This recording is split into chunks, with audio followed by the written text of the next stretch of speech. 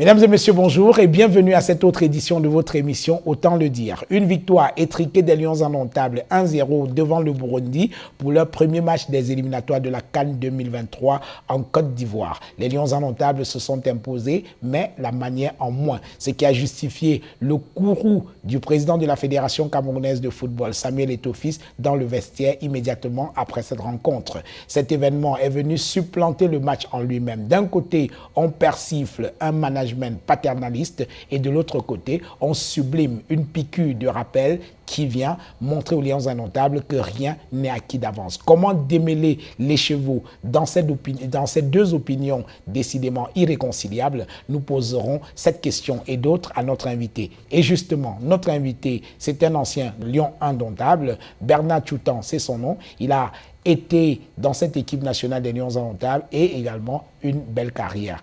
Merci de rester fidèle à Naya TV. Merci de regarder Autant le dire.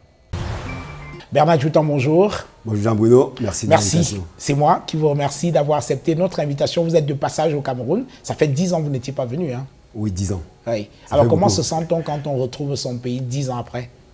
Il y a d'abord eu de l'appréhension, oui. du fait que qu'est-ce que je vais découvrir. Oui. J'ai été chaleureusement surpris de savoir que ça avance. Oui. Ça avance beaucoup et je ne peux que me réjouir. Oui. Mais un peu tiraillé partout parce que je dois dire bonjour à tout le monde. Oui. C'est pas évident. Oui. Mais je pense que je savoure ces moments quand même. Oui. Alors, quel est votre plus grand plaisir depuis que vous êtes là? Rencontrer des gens, surtout savoir que les gens me suivent beaucoup, m'écoutent beaucoup à travers les réseaux sociaux. Oui. Et qu'on me le redonne beaucoup parce que je pense que quand on prend le temps de faire des vidéos, on informe le public, on parle de tous les sujets, oui. Ça touche des personnes et on le rend. Et quand on vous le rend, c'est une très belle chose. Vous êtes un enfant de Yaoundé. Le Tonnerre Kalara Club, ça a été votre club avant d'engager une carrière professionnelle, notamment en Turquie. Et votre quartier, si je ne m'abuse, c'est Komkana. Bien sûr. Est-ce que vous êtes reparti sur vos pas? Oh non, c'est la première chose que j'ai fait. Oui. Quand j'arrive au Cameroun, quand je sors de l'aéroport, le premier endroit où j'y vais, oui. C'est Komkana. Je suis allé en Komkana. Ça faisait longtemps, je n'ai pas vu mes mamans quand je les appelle mes papas. Komkana, c'est mon sang. Comme moi, je dis, je suis Camerounais, je suis de Komkana. Oui. Pour moi, Komkana, c'est tout ce que j'ai. Donc, dès que je suis arrivé en Komkana, je suis allé dire bonjour à tous mes mamans, à tous mes papas que je n'ai pas vu depuis très longtemps. Ma maison de famille, ça m'a donné vraiment cette larme aux yeux de bonheur. Quoi. Oui. Alors, est-ce que Komkana a un peu changé? Parce que ça fait partie quand même des quartiers qu'on considère comme difficiles de Yaoundé. Hein. Je pense que ça a changé parce que à une époque, 10 ans, quand j'y étais la dernière fois, il y avait beaucoup, je veux dire, des bruits, beaucoup d'insécurité, plus ou moins. Oui. Mais depuis un moment, ça s'est très calmé. Et puis, il y a surtout un amour que les gens ont envers les autres pour Komkana que je pense ne changera jamais. Oui. Alors, nous allons parler vraiment de toute autre chose désormais avec les Lions indomptables. Vous êtes arrivé au moment où les Lions indomptables engageaient leur campagne des éliminatoires pour la Coupe d'Afrique des Nations 2023 en Côte d'Ivoire. Et les Lions indomptables, pour leur premier match, ont été victorieux, 1-0 contre le Burundi. Qu'est-ce que vous en avez pensé de cette rencontre? C'est toujours difficile. Un premier match d'entrée, oui. Parce qu'on ne sait pas contre qui on joue. Le Burundi, ce n'est pas une équipe qu'on a l'habitude de jouer. Et surtout qu'on a l'habitude de voir jouer. Donc on est souvent plus ou moins surpris. Moi, je connais des équipes qui ont joué contre des matchs d'entrée et qui font nul ou bien qui perdent. Parce que tout simplement, ils ont la surprise. Oui. On a fait un match que je veux considérer comme un match très moyen. Oui. Très moyen, il faut le dire. Oui. Parce que je pense qu'avec le groupe qu'on a, avec l'Amada qu'on a, on devrait, par respect, au moins gagner le Burundi 4 ou 5-0. Oui. Alors, un match moyen, dites-vous, effectivement, les Camerounais s'attendaient quand même que Aboubakar Vincent et ses coéquipiers soient flamboyants devant une équipe du Burundi qui n'est pas extraordinaire quand même. Qu'est-ce qui a manqué à vos anciens camarades dans cette rencontre? Vous savez, en football, il y a une chose qu'on appelle le respect. Oui. Quand on respecte l'adversaire, ça se voit sur le terrain. Et là, ils ne l'ont pas fait. Ils ont joué avec un peu de condescendance. Ils se sont dit, ça va être facile, on va gagner facilement. Et quand on s'est dit ça en football, on a beaucoup de surprises. Je pense que c'était la clé. Au moment où ils se sont rendus compte que ça pourrait être difficile, en ce moment, il faut enchaîner, il faut repenser. Et c'est difficile. Et je pense qu'ils n'ont pas eu le cran de le faire. Dommage parce que je pense qu'ils avaient d'entrée marqué 1 ou 2 buts, ils auraient pu marquer 6 buts après. Oui. Comme ils ont raté 1 ou 2 occasions, ils ont mis l'équipe adverse en confiance. Et c'est devenu très difficile derrière. Oui. Alors, je vais un peu me faire l'avocat de ces Lions-là, mais en général, on a l'impression que le Cameroun est toujours en difficulté face à ce qu'on peut considérer comme les petites équipes. Vous en savez quelque chose, non? Tout au long de votre carrière. C'est-à-dire, autant les Lions indomptables sont capables de se surpasser face à des gros, autant ils peuvent parfois être pathétiques face à ce qu'on peut considérer comme des petites équipes. Je me trompe? C'est pas faux et c'est pas aussi un acte parfait parce que tout simplement, chaque fois qu'on a eu l'occasion de jouer contre des petites équipes, qu'on appelle, on est toujours allé comme en mode de turbo. Au départ, après on se rend compte que ça va être difficile. Là, on enchaîne des victoires. Ou alors on enchaîne un match parfait. Mais là, contre le Burundi, j'ai l'impression qu'ils sont restés dans un schéma de jeu qu'il fallait à un moment se dire non, on joue depuis 30 minutes, on ne marque pas de buts et c'est compliqué. Là, il faut enclencher la machine. Il faut aller plus vite. Et là, il faut des personnes, il faut des hommes dans cette équipe qui donnent le là. Et ça nous manque en ce moment. Oui. Alors, finalement, on a gagné ce match, mais vraiment sur un score étriqué, 1-0, sur un coup de pied arrêté. Ça veut dire que le soufflet de la balle n'est pas passé loin. Hein. C'est ça, justement, je dis, ils ont eu 2-3 occasions, ils ont pu égaliser. Oui. On doit se réjouir qu'on marque déjà sur coup franc. Ça fait très longtemps qu'on marque sur coup franc. Oui. On doit se réjouir déjà de ça. Mais je pense qu'on aurait pu marquer plus. Nos attaquants le savent, notre équipe le sait. Ils auraient dû faire plus, ils le savent. Je pense que c'est une équipe qui est en rodage. Ça, il faut le dire. Vous savez, le sélectionneur est arrivé il n'y a pas très longtemps. Les joueurs, ils découvrent encore certains joueurs. Il est obligé souvent d'appeler des nouveaux pour se faire une idée. Vous savez, ce qu'on fait aujourd'hui, c'est des préparations pour la Coupe du Monde. Donc, on met plus ou moins en pratique ce qu'on appelle une science de découverte de certains joueurs. Donc, le sélectionneur dans cette optique-là. Et en ce moment, il faut gagner les matchs aussi. Il faut jouer contre des équipes. Oui, parce que c'est quand même terrible. En même temps, on veut bien qu'on se prépare pour la Coupe du Monde, mais on a une Coupe d'Afrique des Nations pour laquelle il va falloir se qualifier quand même. Et surtout quand on joue contre des équipes, quand je joue contre le Cameroun, ils jouent la Coupe du Monde. Oui. Donc, je pense qu'au-delà du sélectionneur, c'est aux joueurs de savoir enclencher la machine. Et c'est pour ça que je dis toujours, dans un stade de football, le leader, c'est celui qui déclenche tout. Et en ce moment, je pense qu'il nous manque quelqu'un. Parce que les consignes du coach, quand il est au banc de touche, au terrain, il faut un joueur qui dit, le coach il a dit ça, et allez, on y va ensemble. Et en ce moment, il manque celui qui va donner le ton. Et je pense que le sélectionneur travaille dessus. Oui. Donc aujourd'hui, vous estimez qu'il faut encore un véritable leader technique dans cette équipe-là? Au-delà du leader technique, mais quelqu'un qui sait dire, les gars, on calme, les gars, on y va. En général, on avait un garçon comme Fouemarc Vivien. À l'époque, il le faisait tellement bien, il sublimait tout. Quand il fallait presser, il disait, les gars, on va. Quand il fallait calmer, il disait, on calme. Vous voyez, ces joueurs, il le faut aussi. On avait aussi un monstre en attaque qu'on appelait Patrick Mboma, qui savait nous dire, les gars, allez, c'est le moment. Donc, je pense que dans chaque génération, il y a toujours un joueur. Mais ça, Boubacar, c'est le rôle qu'il doit jouer. Il le joue, il a joué en Coupe d'Afrique des Nations magnifiquement. Donc, je pense que le fait qu'il soit un peu diminué parce qu'il est un peu blessé, ça joue un peu psychologiquement sur lui. Mais je pense que c'est une équipe qui a la capacité de se sublimer si elle le veut. Est-ce qu'au lieu de chercher un leader dans une équipe, on ne devrait pas plutôt travailler un véritable collectif? L'un n'empêche pas l'autre. Si le leader est performant, le collectif suit. Pourquoi? Parce que le leader, c'est celui qui chapeaute tout. Mais le collectif est la base de tout. Si tu n'as pas un collectif, tu n'as pas un leader aussi. Donc vous voyez que les deux vont de pair. Et je pense que la chance qu'on a, j'ai milité tellement pour ça, d'avoir la tête de notre sélection un footballeur, un ancien footballeur camerounais. Pourquoi? Parce que quand vous avez quelqu'un comme Rigobert-Song, quelqu'un comme Roger Mila, Patrick Mboma, quand il vous donne un conseil, vous l'écoutez. Moi, je l'ai vécu avec Roger Mila. Quand Roger Mila nous parlait, son regard, on était heureux de savoir que c'est lui qui nous disait des choses. Quand un ministre, quand un homme politique venait nous parler, ça ne nous disait presque rien. On n'écoutait pas courtoisie, mais on disait qu'il n'était pas sa place. Voilà. Pourtant, quand Roger Mila parlait, on l'écoutait avec des yeux d'amoureux, quoi. Alors, le fait marquant, et vous faites bien de le dire parce que justement, il y a une prise de parole qui aujourd'hui fait polémique. Le fait marquant de cette rencontre, c'est finalement moins la victoire des Lions indomptables, quoique étriquée, que cette sortie de Samuel Eto'o dans le vestiaire. Je vous propose, Bernard Choutan, mesdames et messieurs, de regarder cette sortie de Samuel Eto'o dans le vestiaire des Lions indomptables immédiatement après ce match des Lions indomptables contre le Burundi. Regardez et nous en reparlons juste derrière. Moi, je ne suis pas content. Je ne suis pas content du tout. Vous représentez l'équipe nationale du Cameroun. Je m'en fous qui est en face de vous, vous devez faire le job. Vous devez faire le job. J'ai pleuré pendant plusieurs années parce que je manquais mes Coupes du Monde, mais je sais quel problème j'avais. Je sais quel problème j'avais et pourquoi je ratais mes Coupes du Monde. Ça ne va pas se passer tant que je suis président. J'ai pris cette présidence pour changer les choses. Et les places seront chères, je vous dis. Personne n'a sa place assurée dans cette équipe. Personne n'a sa place assurée dans cette équipe. Vous devez faire votre job. Celui qui veut venir porter le maillot du Cameroun, il fait son job quand il est dans cette équipe. Sinon, il ne vient pas et je serai content. Je jouerai avec des enfants. J'ai été assis là 26 ans comme vous. Je sais ce que vous pensez. Vous vous dites c'est un salaud, mais j'ai été le meilleur étant assis là. Et je sais pourquoi j'ai raté. Et aujourd'hui, je suis le président. Je vais tout vous donner, même ma vie, pour que vous soyez dans les meilleures conditions. Même ma vie. Et je bagarre avec tout le monde pour vous mettre dans les meilleures conditions. Parce que vous êtes assis là, vous ne savez pas quel bagage est derrière pour vous mettre dans les meilleures conditions. Mais quand on vient, c'est le Cameroun, les gars.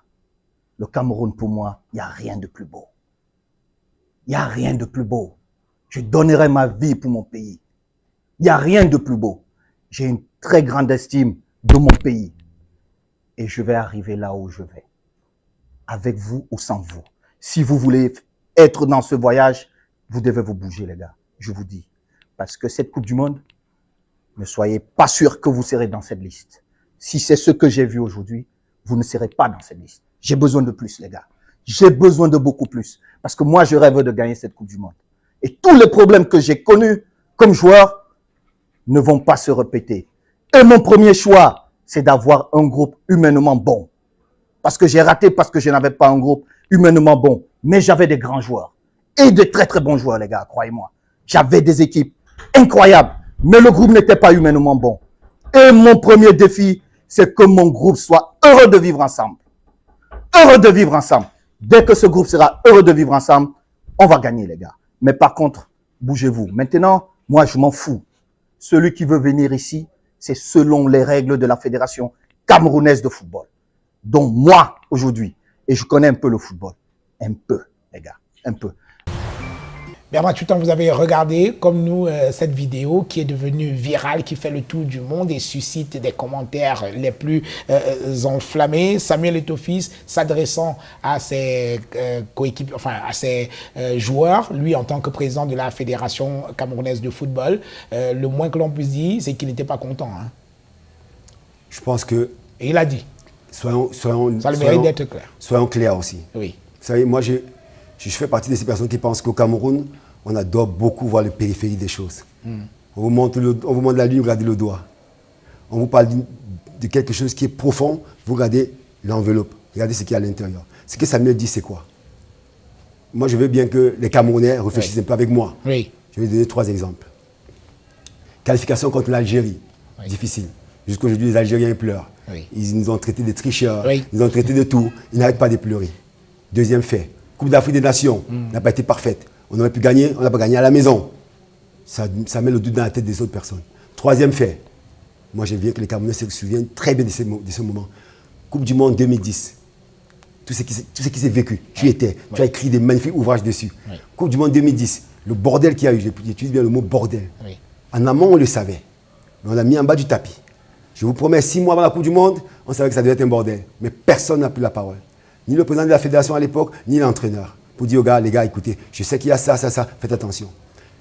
Quand le président de la fédération, parce qu'il faut que je l'appelle comme il se doit, quand le président de la fédération prend la parole, dans sa tête, il a ces 3 schémas. Il sait, si vous écoutez très bien, mot après mot, ce qu'il a dit. Oui. J'ai eu des coéquipiers magnifiques, mais ce n'était pas un collectif qu'on avait. Oui. On avait des très très bons joueurs. Pourquoi il le dit? Parce qu'il sait que ce qui nous a vraiment mis dans cet état en 2010, c'était les clans. Et on se rend compte qu'aujourd'hui, il y a certaines personnes qui veulent refaire les mêmes choses. Oui. Ah, je préfère jouer avec tel, pas avec l'autre. Donc quand le président de la fédération prend la parole, c'est pour dire à ces personnes que je n'accepterai pas ça dans mon équipe. Mais ceux qui n'ont pas joué au football, ceux qui ne connaissent pas les vestiaires, ne peuvent pas comprendre. Moi, j'aurais été heureux en tant que joueur d'avoir un président qui tient ce discours. Parce que quand je rentre chez moi, je réfléchis, je dis la raison. Donc pour vous, il s'agissait d'une piqûre de rappel importante pour essayer de mettre fin à des clans ou alors des problèmes naissants, c'est ça? Oui. Au-delà de ça, c'est aussi une piqûre de rappel pour certains joueurs qui pensent que c'est acquis. Il n'y a rien de pire dans le football de se dire non, je suis titulaire, c'est ma place, rien ne va arriver, tu t'endors. Oui. Et je peux vous dire, je ne vais pas citer les noms, on a 2-3 joueurs qui pensent que l'équipe nationale c'est pour eux, ils peuvent tout se permettre. Et j'ai cru entendre même que le président de la fédération prenait la place du sélectionneur. Oui. C'est une aberration. Alors, on va en parler, Bernard Choutan. C'est vrai qu'il y en a pas mal qui pensent comme vous que Samuel Eto'o est dans son rôle de président de la Fédération camerounaise de football et qui plus est ancien footballeur et donc il sait de quoi il parle. Mais à contrario, il y en a qui estiment également que le ton utilisé par Samuel Eto'o, pas trop arrogant, condescendant, empreint de paternalisme et d'une certaine exacerbation du moi, au lieu de booster les joueurs, risque plutôt de les énerver. Ceux qui le disent n'ont jamais vécu un vestiaire. Oui. Croyez-moi, quand on a transpiré dans un vestiaire, quand on a eu des coéquipiers qui ne se donnent pas 100% et que vous vous battez, vous avez envie de les étrangler. Samuel, le président de la fédération, à l'instant où il parle, il se voit en tant que joueur. Il sait combien les efforts qu'il a fait. Quand il dit j'étais à cette place, il a raison, il était à cette place. Il s'est battu pour avoir cette place, il s'est battu pour devenir ce qu'il était, il s'est battu pour devenir où il est aujourd'hui. Donc arrêtons de jouer avec les mots. Au Cameroun, on est très friand du changement. Ça fait peur, mais le changement c'est une belle chose, c'est comme une nouvelle femme, une nouvelle copine qu'on a. Oui. Ça donne les ailes. C'est ça qu'on doit voir. Le président de la fédération, quand il s'adresse à ces jeunes joueurs, vous n'allez pas voir un seul joueur qui va se plaindre, même pas un seul. Parce qu'ils savent que ce discours, c'est ce qu'il fallait au moment où il fallait. Parce que je vous promets une chose. Tenir ce discours à ce moment, les joueurs sont repartis chez eux. Oui.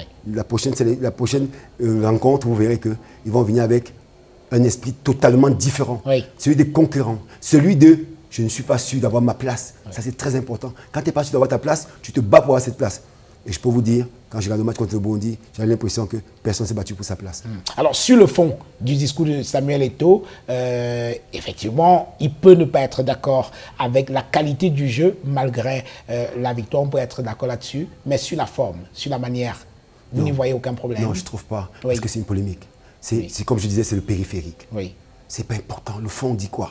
Certains disent, il met la main dans la poche. S'il vous plaît, c'est un détail. Oui. Il aurait pu croiser les mains, on aurait dit, ah, il se croise les doigts. Il aurait mis les mains, on aurait dit, oh, il fait... On aurait trouvé toujours une excuse.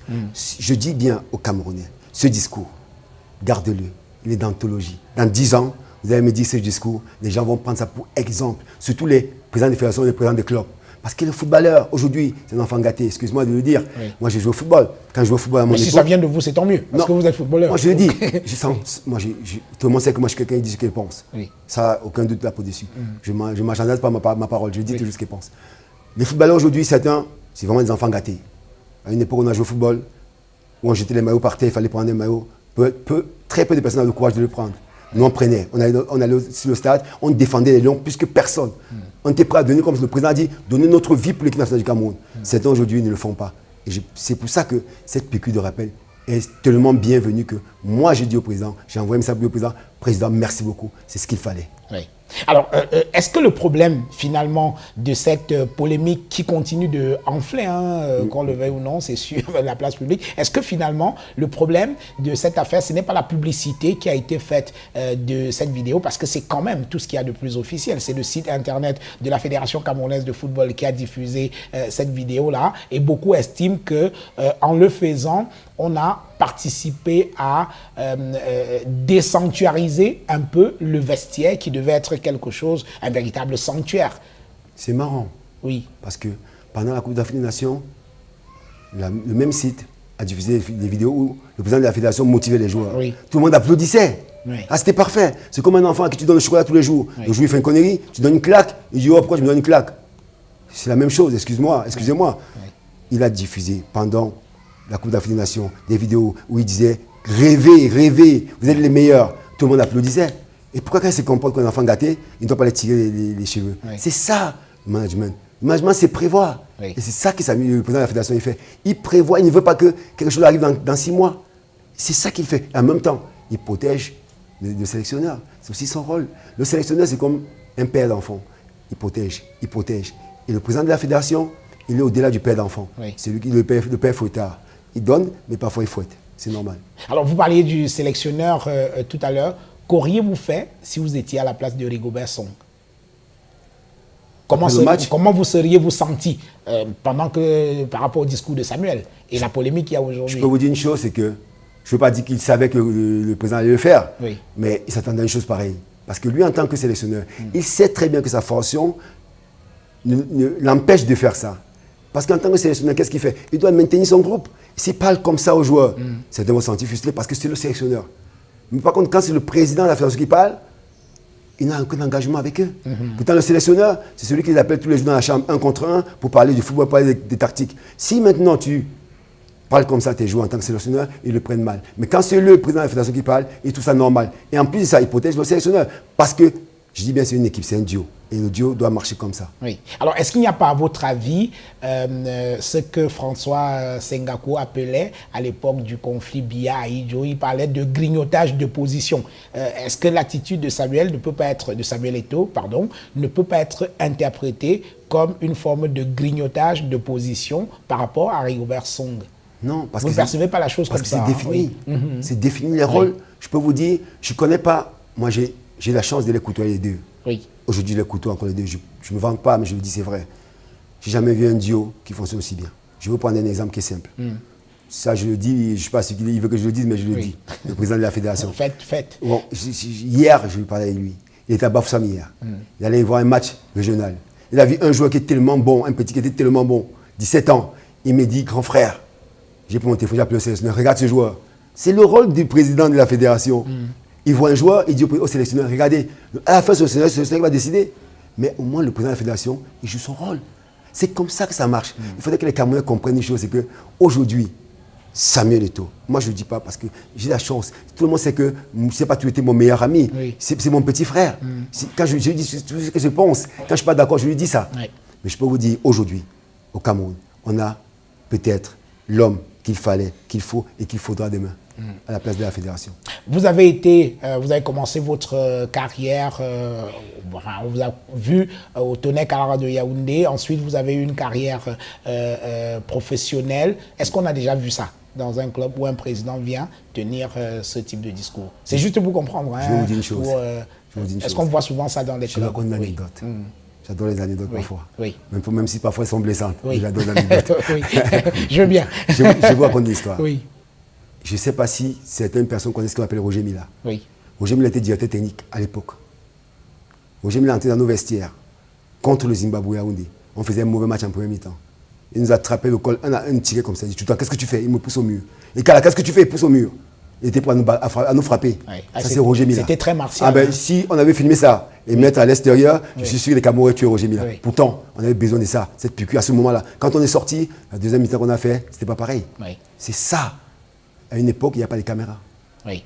Donc, vous pensez que ce type de discours est parfois motivant pour les joueurs? C'est toujours motivant. Oui. Le joueur sait que ce discours-là a besoin. Oui. Le footballeur, quand tu le caresses beaucoup, crois-moi, il s'endort. Le footballeur a toujours besoin que de temps en temps, le titi. Oui. Et ça, plus que jamais, cette génération, c'est une génération que j'adore.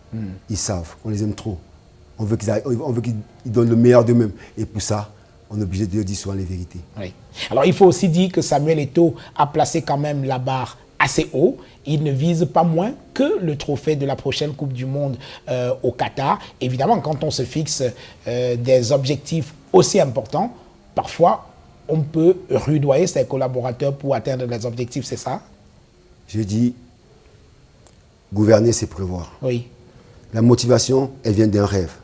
Rêver, c'est toujours, mon papa me disait toujours, rêve grand, rêve plus grand, qu'est-ce que tu peux atteindre? Oui. Et c'est ce que Samuel nous donne dire. Et dans tout le pays, le Cameroun, que oui, on parle en Coupe du Monde, pas pour faire la figuration, pour faire mieux que les quarts de finale. On peut le faire.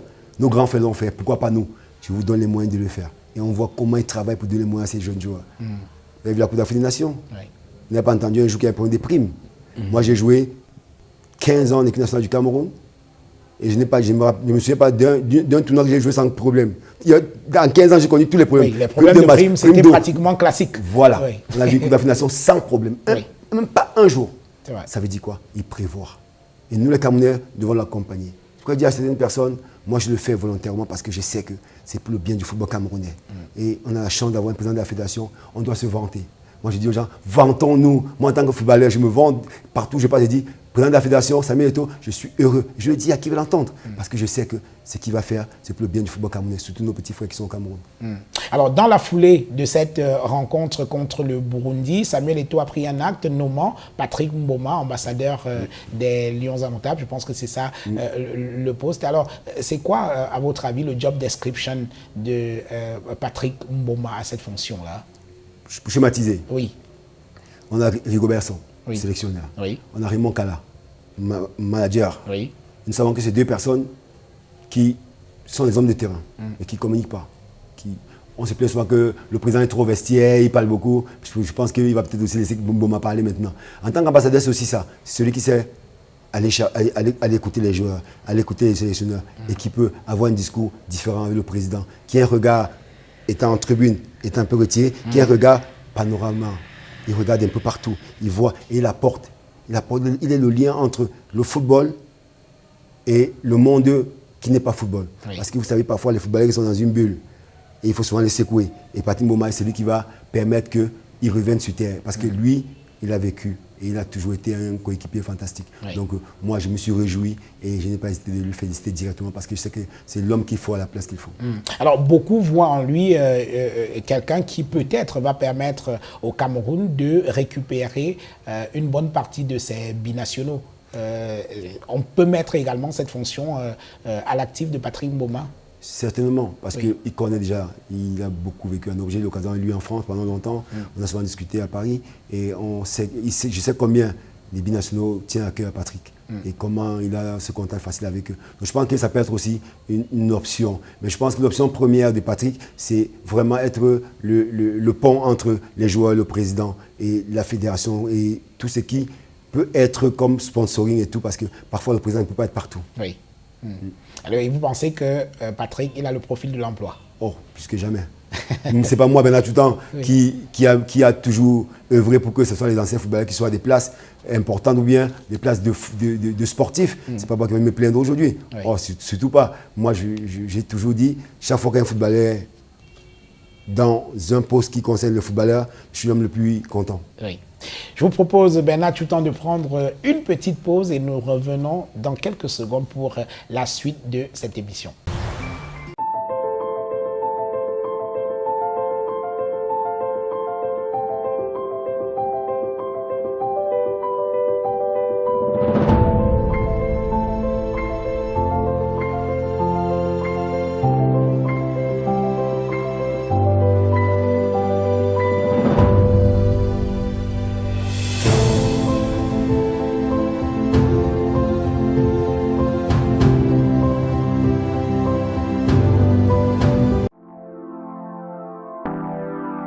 Nous avons pensé.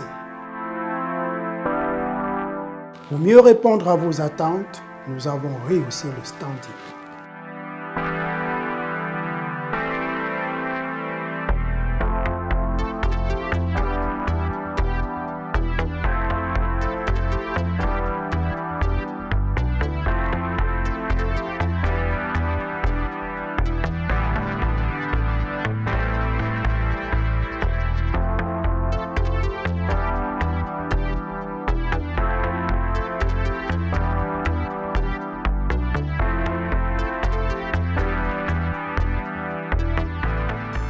Hotel Le Quai d'Orsay.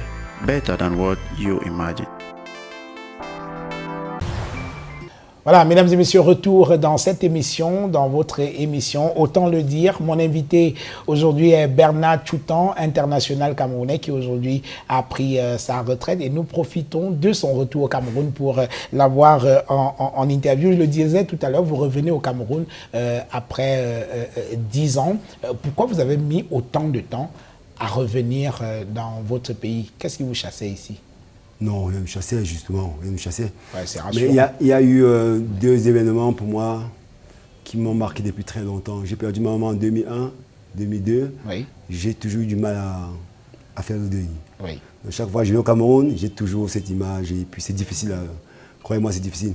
En 2001, j'ai fait 2-3 ans sans venir. Je suis revenu en 2004, je crois. J'ai fait encore 1 an, 2 ans sans venir. La dernière fois, je suis venu en 2012. Donc, vous voyez qu'entre les deux, j'ai pris vraiment du temps. Oui. Et entre-temps, j'ai perdu aussi un jeune petit frère qu'on appelait, Essomba, un très bon footballeur, c'est lui qui est mort en Tunisie. Oui. C'est les Camerounais ont dû savoir un petit qui a fait un accident en Tunisie. Absolument, oui. Qui était un fils à moi, que j'aimais beaucoup, que je voulais amener en Europe en tant que joueur professionnel. Et j'ai parlé avec lui la semaine où il meurt.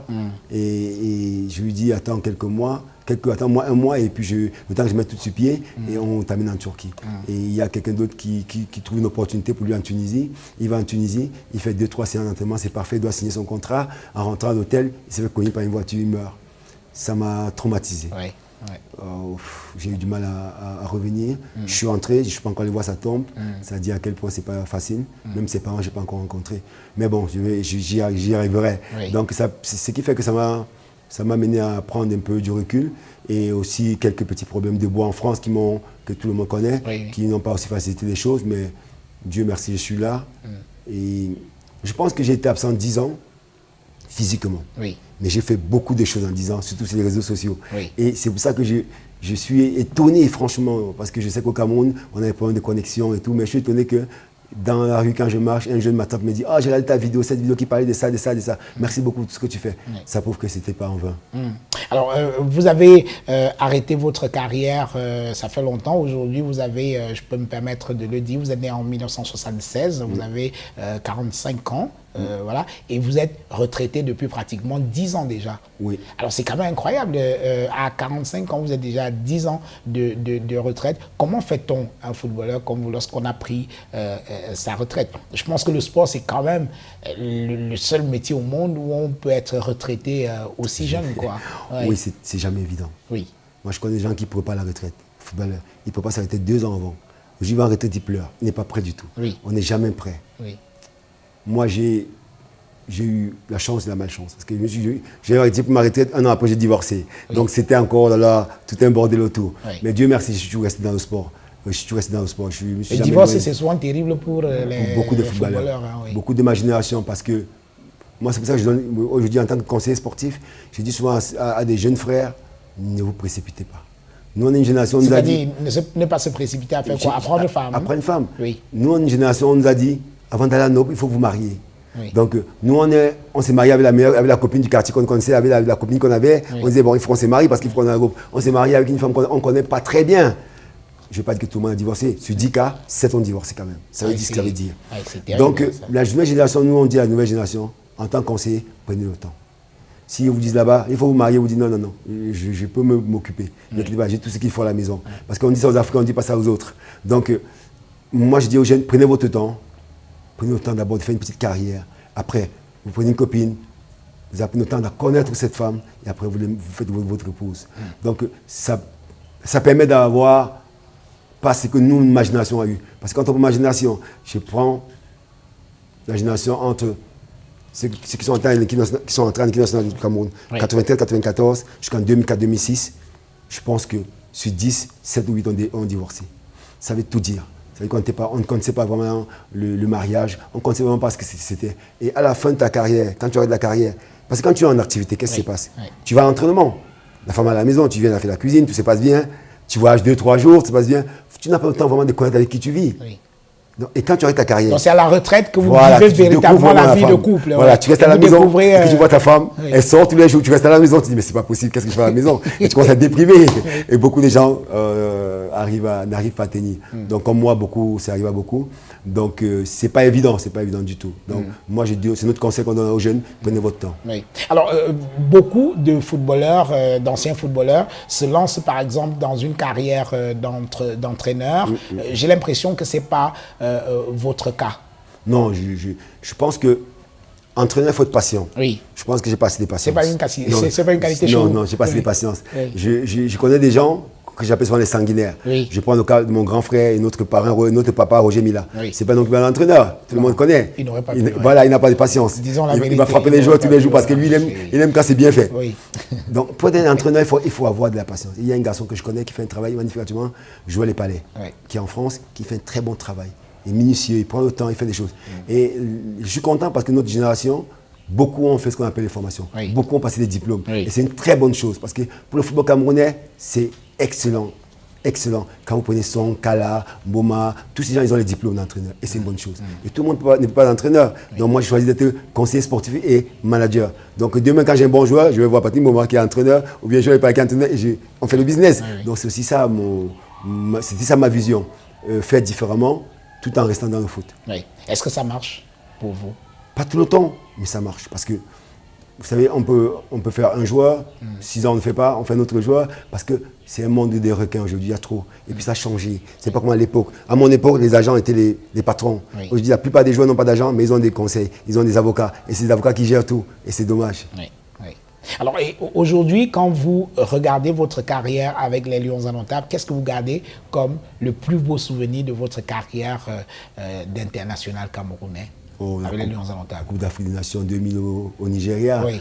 C'est gagner un trophée, une Coupe d'Afrique des Nations pour son pays. Il n'y a rien de plus, je veux dire, fascinant. Oui. La beauté de l'amour que les gens vous apportent. Après le trophée, quand vous rentrez au Cameroun, vous arrivez à Simalé, l'aéroport, le monde, les Camerounais sont là, ils vous donnent cet amour. Je pense qu'il faut le vivre pour le comprendre. Il n'y a rien de plus j'ai dit fascinant, mais je pense qu'il y a le mot au-dessus, quoi. Cet amour n'a pas de prix, quoi. Oui. Est-ce que vous pensez, parce que à une époque, vous étiez quand même le chouchou du public camerounais, hein? Est-ce que cela vous donnait une responsabilité particulière? Oui, chaque fois que j'entrais dans un stade de foot, je disais toujours qu'il fallait que je fasse plaisir à ce peuple. Oui. Mais je viens d'une génération où on jouait en étant au quartier. Moi, j'étais international camerounais, je jouais encore au Tonnerre. Oui. J'étais encore au Cameroun. Donc j'avais les amis du quartier, j'avais les copains du quartier. C'était un défi. Je savais que si je faisais un mauvais match, quand je rentrais au quartier, j'allais me faire allumer. Oui. Donc quand j'entrais dans un stade, il fallait que je donne 100%. Donc c'est pour ça qu'on avait cette relation qui est particulière. Je vois ma génération, je vous promets, hein, aujourd'hui dans la rue, quand je rencontre n'importe qui, on me parle Cameroun, Zimbabwe, Cameroun, Angola, Cameroun, Gabon. On me parle des matchs comme ça. Oui. Il te donne la liste de 11 entrants de cette époque-là. Aujourd'hui, ce n'est pas le cas. Pourquoi? Parce que cette nouvelle génération, la plupart jouent en Europe. On n'a pas vécu en Afrique. On n'a même pas vécu au Cameroun. On n'a pas joué en première division. Nous, on était cette génération qui avons joué Canon Tonnerre, Tonnerre Diamant. Oui. Ce qui vous rendait très populaire sur le plan local. Oui, il me souvient, si vous m'arrêterez, si je me trompe, qu'une fois, c'est le public qui a revendiqué votre sélection au sein de cette équipe nationale, non? Oui, en 98. En 98. Ce qui ne s'est pas fait, mais c'est vrai que je faisais partie de cette génération et j'étais peut-être celui qui avait marqué 2-3 buts importants pour qu'on se qualifie. Absolument. Donc après, j'ai pas été sélectionné. Oui. Bon, après, j'ai cru en temps qu'ils ont fait même une marche ici. Oui. J'ai rencontré un jeune qui m'a montré une cicatrice une fois, qui m'a dit c'est à cause de cette marche que je suis blessé, parce qu'un policier m'a frappé et j'ai m'a blessé. Oui. Donc ça prouve que les Camerounais, ils savent. Marcher quand même pour demander la sélection d'un joueur, ça c'est fort. Hein? C'est fort quand même, c'est fort. On me le rappelle tous les jours, hein, croyez-moi.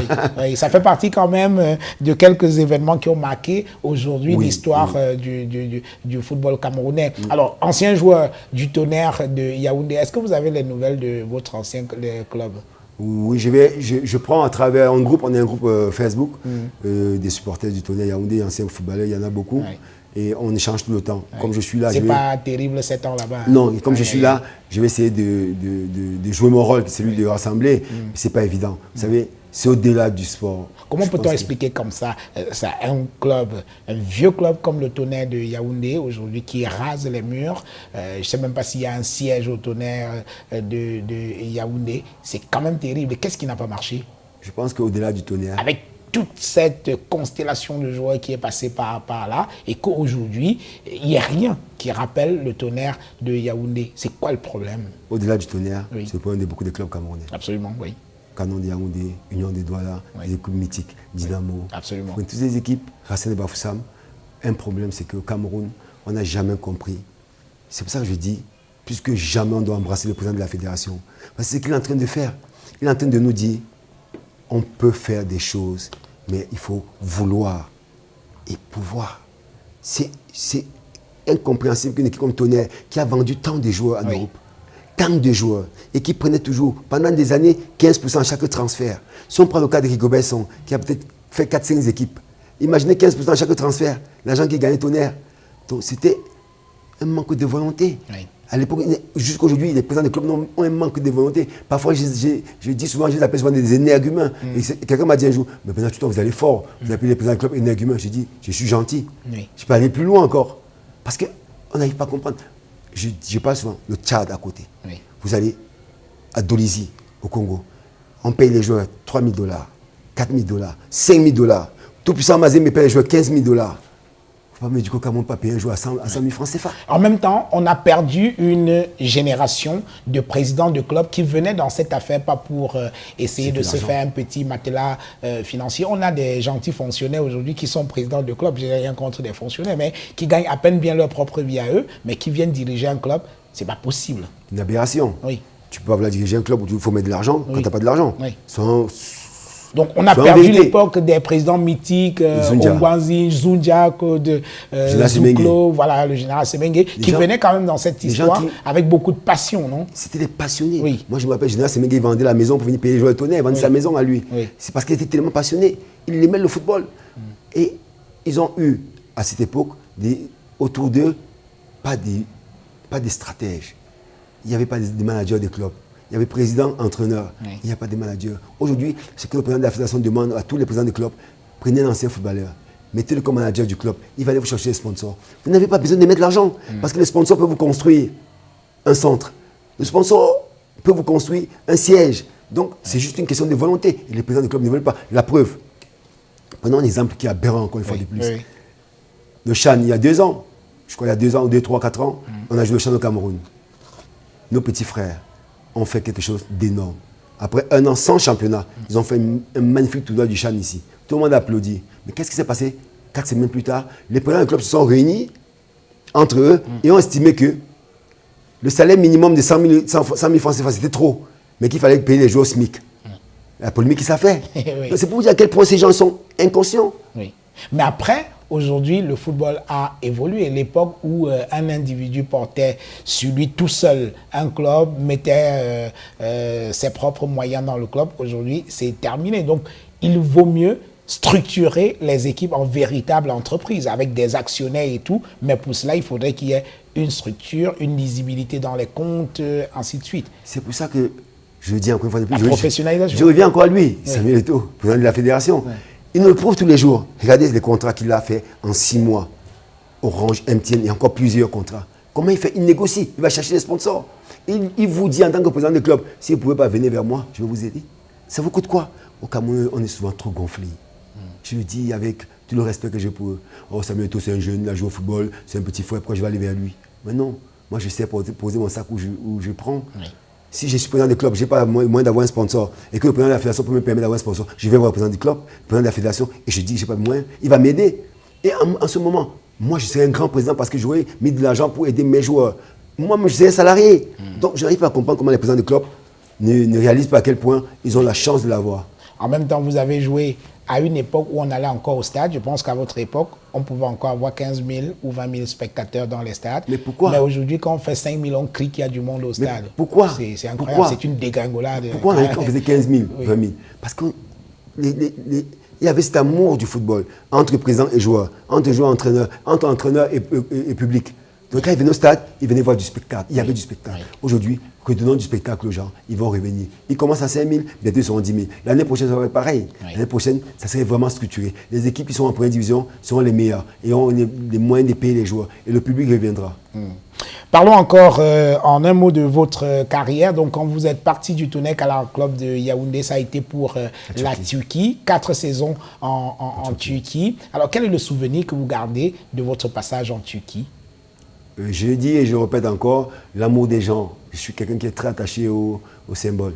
Et quand les gens vous reçoivent chez eux, en Turquie, la porte est toujours ouverte. Oui. Un voisin vous appelle, oh, je suis arrivé les 6 premiers mois, je vivais tout seul. Et je ne mangeais jamais chez moi. Oui. Je mangeais chez la voisine du bas. Tous les jours, avec ses enfants, ils faisaient à manger, j'allais manger. Tous les jours. Oui. Pendant 6 mois. Je peux vous dire, ça c'est la Turquie. C'est des gens qui sont passionnés, des gens qui aiment, ils aiment les hommes, ils aiment l'être humain. Et moi, je pense qu'en matière de football, c'est ce qu'on devrait avoir. Bon, c'est dommage qu'il n'y en a pas trop aujourd'hui, mais la Turquie, c'était vraiment ça les souvenirs. Oui. Alors, on a l'impression, quand on regarde les footballeurs, qui sont tellement occupés que lorsqu'ils arrivent dans leur pays pour travailler, parce que vous êtes là pour travailler, évidemment, ils n'ont pas le temps de découvrir du pays, d'essayer de comprendre la culture du pays. Est-ce que vous avez pu trouver quand même le temps de découvrir du pays, d'essayer de comprendre la Turquie? Oui, moi j'ai eu cette chance parce que je pense que les footballeurs aussi laissent croire ça. Le footballeur, c'est l'homme qui a le plus de temps. Ah oui? Moi, oui, parce qu'on s'entraîne en début de saison 2 fois par jour, souvent 3 fois, c'est là où vous êtes en stage bloqué. Dès que la saison a commencé, vous entraînez 1 fois par jour. Donc vous êtes tout le temps après. Quand ce n'est pas l'entraînement, c'est match. Donc on a le temps en semaine. Mais beaucoup restent à la maison, ils préfèrent faire autre chose. Moi, j'avais toujours... Ils sont devant la télé, la voilà, PlayStation. Devant la télé, PlayStation. Moi, je ne connais même pas jouer à PlayStation aujourd'hui, je ne sais pas jouer à ça. Donc moi, je prenais toujours le temps d'aller dans une bibliothèque. J'allais toujours apprendre la langue. Moi, tous les pays où j'ai joué, Turquie, Ukraine, on parle russe, je parle russe. Asie, Israël, par tous les pays où j'ai joué, en Hollande, je parle hollandais. Dans tous les pays où j'ai joué, je parle la langue. Parce que tout simplement, je me suis donné les moyens. Oui. Je me suis donné les moyens de parler la langue parce que j'ai... Et donc vous parlez turc? Je parle turc, très bien. Oui. Je parle turc. J'ai parlé dernièrement avec Suleiman à l'hôtel. C'était marrant parce qu'il y avait des Turcs. Ils ont pris des photos avec nous. C'était très drôle. Et c'est toujours drôle quand j'arrive dans un pays. Une anecdote encore une fois de plus. J'arrive en Hollande, en venant de la Turquie. Et vous savez qu'en Hollande, vous avez une grande communauté turque qui vient d'Allemagne. J'arrive dans un restaurant. Je ne parle pas turc. Dès que j'arrive, bonjour monsieur, bonjour. Je parlais français aussi un peu. Vous avez quoi comme viande et tout. Et directement, il va à son ami, il dit en turc que oh, mais le noir, il va encore me déranger. Oui. Il dit ça en turc, mais ce n'est pas un seul moment que j'écoute tout ce qu'il dit. Je reste tranquille. Donc après, je demande, monsieur, vous avez quoi comme viande? Il me dit du poulet et tout. Je commande un, il me donne le kebab, comme on appelle ça, je prends. Quand je sors, il me dit merci beaucoup, hein. Mais je lui dis ça en turc. Il va à son ami, il dit sans blague. Et puis je lui dis bonne chance. Il me dit, Kadej, stop. Il me dit arrête-toi. Je m'arrête, je reviens, il me dit assieds-toi. Soit peut-être qu'on va causer. Il m'offre un thé, on a papoté pendant des heures. Et jusqu'aujourd'hui, Ayran est mon ami jusqu'aujourd'hui. Oui. C'est fascinant. Alors, la Turquie a aussi eu une bonne quantité de footballeurs camerounais. L'un des derniers qui fait la fierté du Cameroun, c'est Webo. Qui a été joueur, qui est aujourd'hui entraîneur, dont je pensais vraiment qu'il aurait pu être là aussi. C'est un des futurs entraîneurs de l'équipe nationale du Cameroun. C'est un garçon qui travaille bien, il faut le dire. C'est pour ça que j'ai dit tantôt que c'est une très bonne chose que nos joueurs passent des diplômes. Webo est arrivé, je pense que je fais partie de ces Camerounais. Je fais partie de l'un des premiers Camerounais qui a joué en Turquie. Moi, je joué en Turquie en 1994. Il n'y avait même pas de Camerounais. Je sais que dès que je suis arrivé, et je peux lui dire bonjour à Alioune Boukar. Mon manager, Bayram Toutou, à l'époque, me demandait un gardien. Je dis va chercher Alioune Boukar. C'est comme ça qu'on va chercher Alioune Boukar. Alioune Boukar amène d'autres personnes. Et quand je regarde bien, il y a au moins eu 50 Camerounais qui ont joué en Turquie. Après moi, quoi. Rigobertson est passé par là. Voilà. Apparemment, lui, il ne parle pas bien turc, ou alors pas du tout. Il est un peu têtu, il faut le dire. Monsieur sélectionné un peu têtu. Il faut le dire. Je le salue en passant. Alors, Bernard Tchoutan, aujourd'hui, les footballeurs, il y a une responsabilité quand même sociale des footballeurs, parce que c'est des personnes qui parlent à beaucoup de fans et tout. Et aujourd'hui, à travers le monde, un footballeur ne peut plus se contenter simplement de taper dans le ballon et de fermer les yeux à tout ce qui se passe dans sa société. Est-ce que pendant 10 ans, les 10 années que vous avez passées en dehors du Cameroun, vous n'êtes pas venu au pays, vous vous êtes intéressé un peu à la situation, disons, politique et même sociale de ce pays, ou alors il n'y a que le foot qui vous intéresse? Non, je ne peux pas. Je pense que ceux qui me suivent sur les réseaux sociaux, sur YouTube, sur Facebook, Instagram, je fais beaucoup de vidéos où je parle des conditions du Cameroun. Je parle de tout. Moi, rien n'est tabou chez moi. Parce que j'estime que la chance que nous avons au Cameroun, c'est que nous sommes décorés. Moi, je suis chevalier de l'ordre. Je suis ambassadeur du Cameroun. Et en tant qu'ambassadeur du Cameroun, je ne peux pas penser qu'au football. Non, ça ne marche pas. Bon, c'est vrai que pendant longtemps, on nous a fait croire que le footballeur ne peut que jouer au football. Mais je pense qu'on peut faire plus. Moi, pendant les 10 ans, je fais beaucoup de vidéos. J'ai beaucoup parlé de la condition du Nord-Ouest et du Sud-Ouest. J'ai beaucoup parlé de... Prenons encore l'exemple, il y a quelques jours, nos frères de l'armée qui sont morts. Et je crois que c'est 5 ou 6 qui ont été tués. ces choses-là, on ne peut pas rester et dire qu'on ne voit pas. Oui. Alors parlons-en justement. 2016, les premières salves ont commencé dans les régions anglophones du Cameroun en 2016.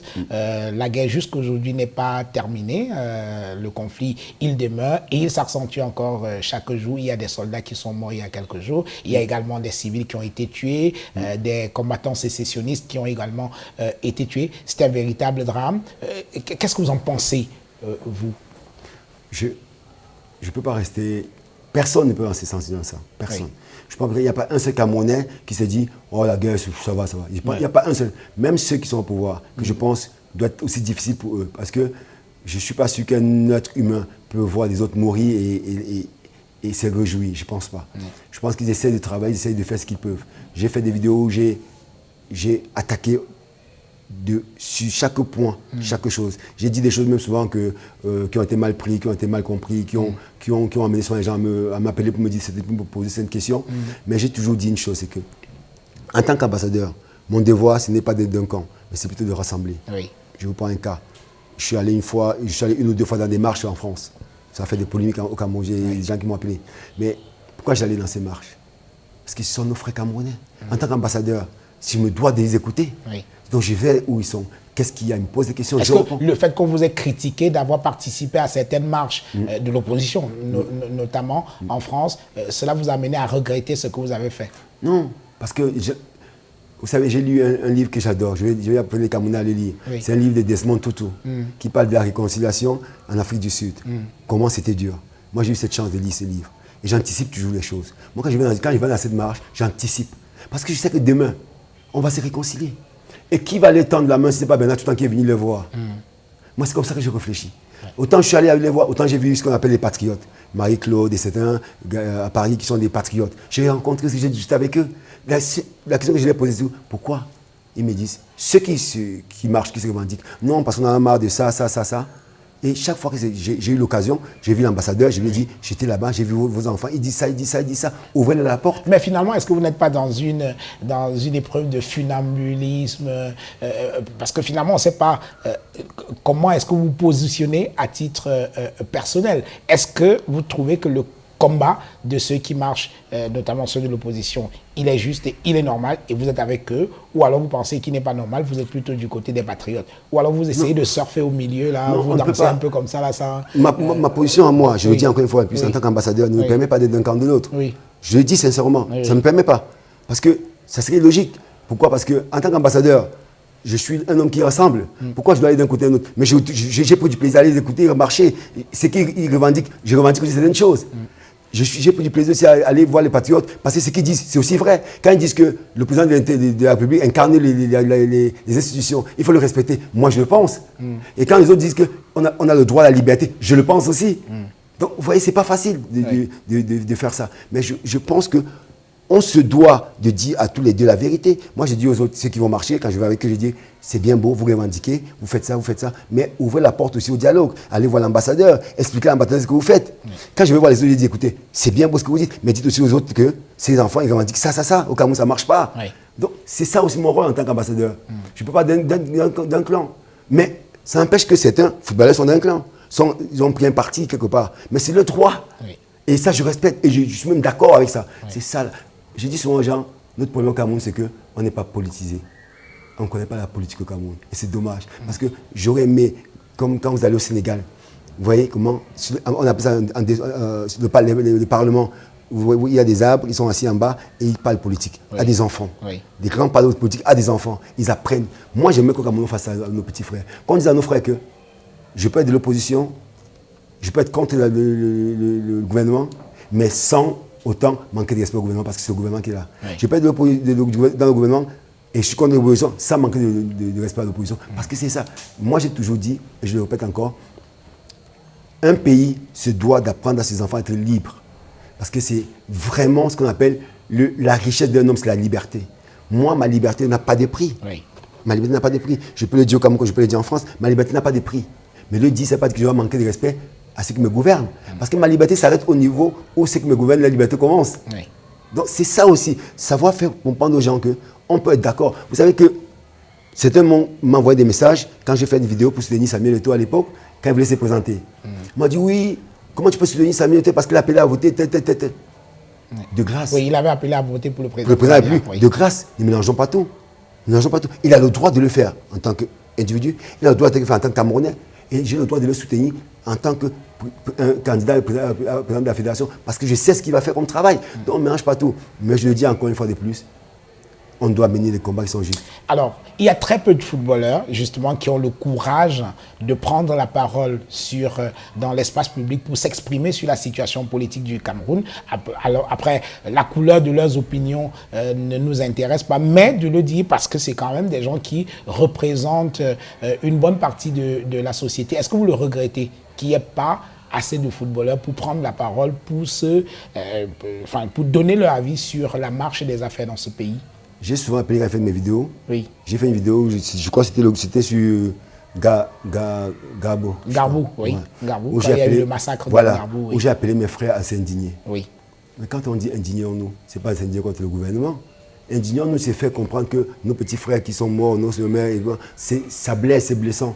Et c'est utiliser les moyens qu'il faut, nous, en tant qu'ambassadeurs, d'aller vers nos grands frères. Parce qu'aujourd'hui, Bernard Chouton, j'étais quelques jours avec un grand frère à nous qui est un grand patron ici au Cameroun de la police. Je suis allé le voir, je dis grand frère, je sais tout le travail que vous menez, c'est pas facile.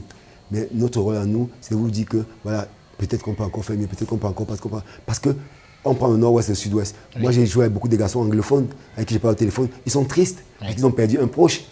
Je connais aussi des grands frères parce que mon papa était dans l'armée, je dis toujours. Je connais des jeunes qui sont morts. Je connais des amis qui ont perdu un frère au front. Et ça me blesse. Et de dire que nous, on ne peut pas parler de ça, c'est vraiment pas sérieux. Oui. On se doit, nous, d'être concis. Ce n'est pas d'envenimer de faire quoi que ce soit, non. Mais c'est de faire comprendre à nos frères anglophones qui prennent les armes que non, vous avez tort. Vous ne pouvez pas prendre les armes contre votre pays. Ça ne marche pas. Vous ne pouvez pas tuer vos frères militaires. Qu'il y ait des bavures des militaires, ça peut arriver, c'est un conflit. Et quand l'armée reconnaît qu'on a fait une bavure, on applaudit et on dit à l'armée, ça peut arriver. Parce que nous, en football, on joue au football. Ça veut dire qu'on fait des erreurs. Et les gens nous excusent. Pourquoi on ne peut pas excuser nos frères de l'armée? Mais toujours appeler nos frères, dire à nos frères, vous avez pris les armes contre votre propre pays, ça ne peut pas se faire. Ce n'est pas bien. Revenez à la table, discutons. Même si vous avez l'impression qu'on ne vous écoute pas, on va vous écouter. Oui. C'est ce que moi j'ai fait. Alors, nous allons bientôt sortir de cette émission. Une dernière question pour finir. Le débat aujourd'hui, c'est vrai qu'il n'est pas dans l'espace public, mais c'est dans tous les esprits. C'est l'après-Biya. Le capitaine, il a 89 piges, donc 40 déjà passés au pouvoir, c'est pas mal. Alors, aujourd'hui, comment voyez-vous l'après-Biya, comment voyez-vous l'avenir du Cameroun? Est-ce qu'il vous arrive d'y penser? Oui, parce que tous les Camerounais doivent penser. Le Camerounais qui ne pense pas, c'est le Camerounais qui est malhonnête intellectuellement, même avec lui-même. Ah, il y a des gens qui disent qu'il ne faut même pas en parler. Hein, que non. Quand un roi est au pouvoir, on doit parler de sa succession, de son Moi, je pense vivant. que M. Paul Biya, qui est notre président, qui est notre papa, c'est le patriarche. Oui. J'ai l'occasion de le rencontrer, je le dis toujours. Moi, j'adorerais, quand j'arrive comme ça au Cameroun, je vais envoyer mes cas de rendre visite. Oui. Parce qu'il est assis, il me donne des conseils. J'adorerais ça, franchement. J'ai décidé là de faire le tour de nos chefferies. Pourquoi? Parce qu'il y a une très belle exposition qui s'est faite à Paris, sur la route des chefferies. Oui. Je suis allé au musée du Quai Branly. Oui. Je suis allé visiter et je vous dis, j'ai compris que je ne connais pas le Cameroun. On est un magnifique, beau pays, mais qu'on n'ouvre pas assez. Donc j'ai pris l'engagement d'aller visiter. Si je pouvais aller en Vormeka et que mon patriarche, qui est M. Paul Biya, est là, assis, et que je rende visite. Il n'est plus au pouvoir. Lui, qui ne soit pas au pouvoir parce qu'il a donné. Vous savez, quand on donne, à un moment on dit, on a beaucoup donné, on dit, voilà, ça, mon fils prend ça. Oui. Continue, parce que c'est ça la continuité. Mais, pardon, peut-être qu'il a encore la force de le faire, il le fait. On doit encourager qu'il le fasse, mais qu'il le fasse de la manière qui rassemble tous ses enfants. Parce que le plus important, c'est quoi? C'est qu'il puisse rassembler ses enfants. Et je peux vous dire une chose, moi je pense, la politique, nous tous, ceux qui disent qu'ils ne font pas la politique, c'est trop, tout le monde fait la politique. Oui. Mais bon, à des degrés différents. Mais moi je pense que il nous a tellement prouvé qu'à un moment, quand il sait c'est fâché, il se fâche. Donc je pense qu'il va nous préparer peut-être une surprise. Mais je suis sûr que même dans son camp, il y a des personnes valeureuses que moi je connais qui sont tellement valeureuses. Je ne vais pas citer les noms aussi, mais il y a un que je connais qui est très valeureux, qui peut aussi bien faire l'affaire. Oui. Bernard Chouton, merci. Merci beaucoup. Merci beaucoup à millions de téléspectateurs. J'ai eu l'occasion de regarder tes émissions. Oui. Et je peux te promettre, c'est un plaisir pour moi d'être ici aujourd'hui. Merci infiniment d'avoir accepté notre invitation. Avant de conclure définitivement cette émission, juste une petite revue de la littérature sportive dans cette émission. Je vous propose ce magnifique ouvrage de Secret Footballer. C'est un ouvrage anonyme qui a été écrit sur le football professionnel en Angleterre, sur la Premier League. Et vous savez que le football, c'est vraiment un gros business. Et c'est un ouvrage qui est anonyme. Il y a juste quelques privilégiés du milieu du football qui connaissent qui est ce Secret Footballer. Il raconte un peu les travers et tous les petits business qu'il y a dans le monde du football en Angleterre. Zinedine Zidane, dans la tête de Zinedine Zidane, c'est un ouvrage qui essaye d'analyser et de comprendre un footballeur parmi les plus secrets au monde, alors que c'est quelqu'un qui a une magnifique carrière, non seulement de joueur, mais également d'entraîneur, mais c'est quelqu'un qui a la parole rare, qui a construit un véritable mystère autour de sa personne, ce qui ne le rend que plus intéressant. Donc, dans la tête de Zinedine Zidane, c'est paru au Nouveau Monde et c'est un ouvrage de Sabine Caligari. Et enfin, l'un des plus grands phénomènes du football mondial, Messi, superstar, qui est arrivé pour sa première saison en France. Ça n'a pas été terrible. On attend de voir la saison prochaine pour voir si Messi va confirmer son statut de Messi du football. Magnifique ouvrage paru aux éditions Marabout que je vous conseille vivement. Voilà, mesdames et messieurs, merci d'avoir regardé Autant le dire. Je vous donne rendez-vous la prochaine fois pour une autre édition et ce sera bien sûr avec le même plaisir.